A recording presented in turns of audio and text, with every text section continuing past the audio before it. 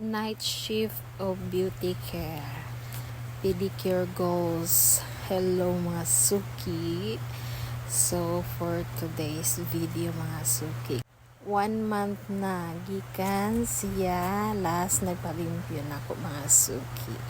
Kasagaran yun sa ako mga customer mga suki, tigdugay na gid na magpalimpyo kay dugay-dugay naman mutubo ang ilang dry skin og ingrown mga suki. Kay once nga akong malimpyuhan, ako jud nang daginuton hantod sa kinalasang uyok sa dry skin and ingrown para budget wise mga suki. So dili ra kaayo ka makagasto sa imong beauty care kay dili naman no need man mag every 2 weeks kung dili lang magsakit ang imong mga ingrown o dry skin mga suki.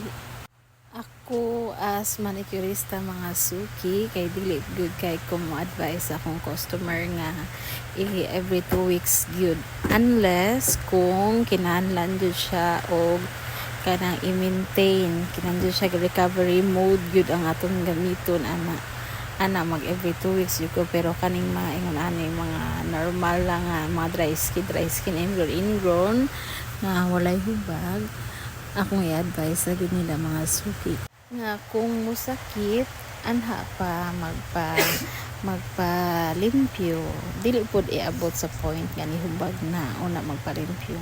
Once gani ma-feel na ninyo ang discomfort or bugat na inyong tiil, ana pwede naman magpa-cleaning ana mga suki. Gabi na dahil nini ani si customer mga suki kay parehaming duty, then di may kalugar o di mag-abot ang Monday off. So gabi siya nagpa-schedule mga suki.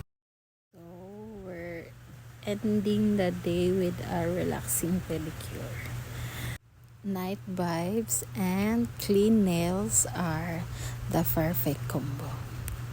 That's it. Follow, like, and share para updated mo sa sunod na ko nga mga good sessions.